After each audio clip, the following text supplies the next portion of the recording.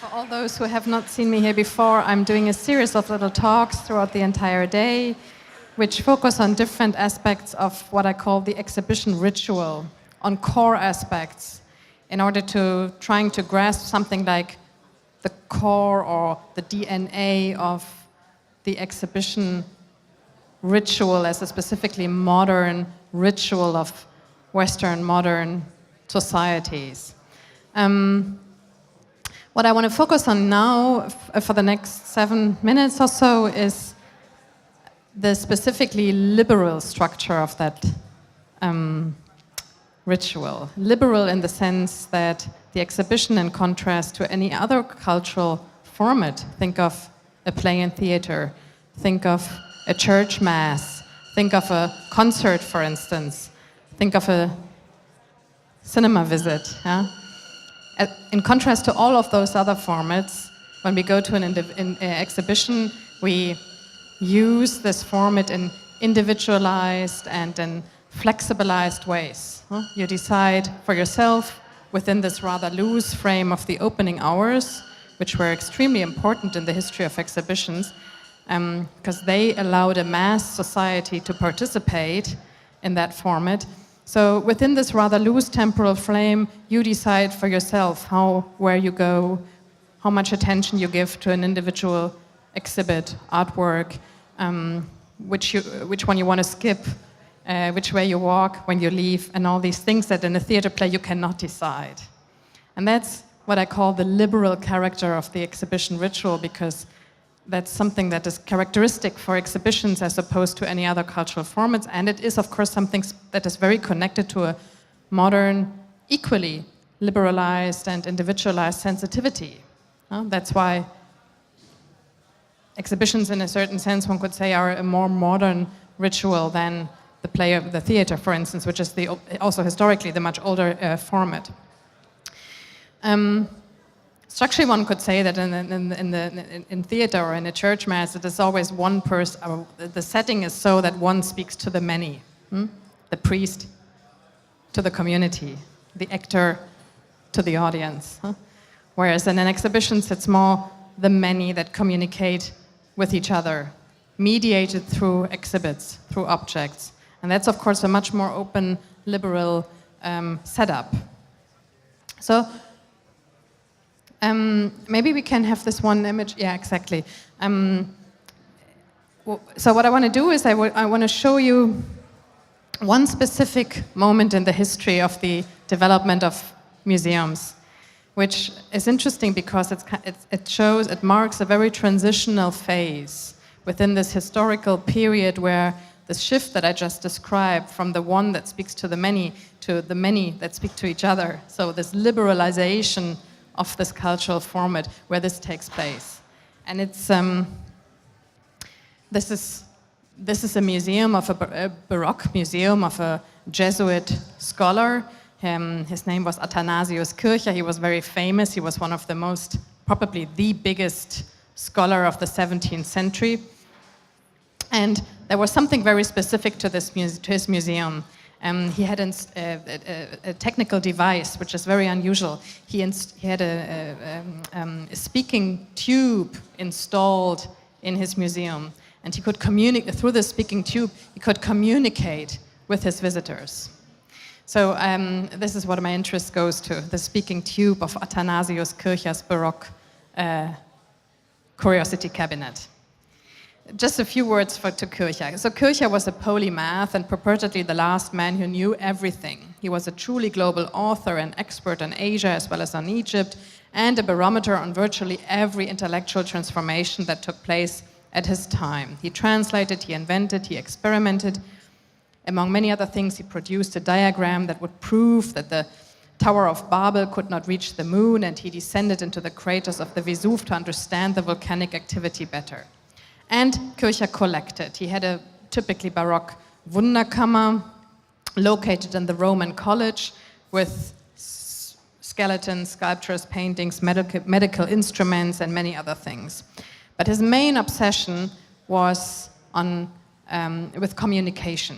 He collected scripts, he collected communication devices, he even invented communicational machines with which one could, by moving letters, produce words in different languages. But, and that's interesting, his museum was also in itself a very social sphere, a very communicational setting, which was new because earlier museums in the 16th century had rather been sort of asocial places, spaces of contemplation, the studiolo, a private space. Whereas in the 17th century, they become much more open. And the term of the galleria comes up which describes a space where you walk through. So they become social spaces. Huh? In fact, travel guides of the 17th century recommended Kirchhaus Museum as one of the most conversable places in Rome of that time. And museum owners, let's call them that way, reacted differently to this process. Some tried to keep visitors out, and others tried to bring them in. And Kirchhaus belonged to the latter. He even invented a machine or a device, his speaking trumpet, to facilitate their entry.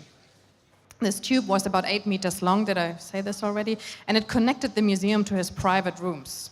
So through it, the custodian, the guard, could announce the arrival of visitors, contacting Kirchhaus, as he put it, in the remote access of my bedroom. But presumably, the tube would also work the other way as well, so that visitors might occasionally hear the disembodied voice of Father Athanasius appear from nowhere, like the Wizard of Oz. So one could say that on the one side, this tube functioned like a last attempt to control the flow of people, to hold on to this modality of the one that speaks to the many. But on the other hand, there's also something modern to it in the sense that it allows a rising civil society to constantly intrude into his life. So an emerging public sphere that comes into being. So in a way it's kind of a hybrid. It constitutes a hybrid between, in this transitional moment between Kirchhaus, and that's the classical, the traditional format, him being the host of a private place, receiving guests that he would give a tour. So that's the classical, the one that speaks to the many. And the opening, the liberalization to a new mode, where he's the representative of a sort of pre-public but very social institution, to which people come not as hosts anymore, but people that walk around in their own terms.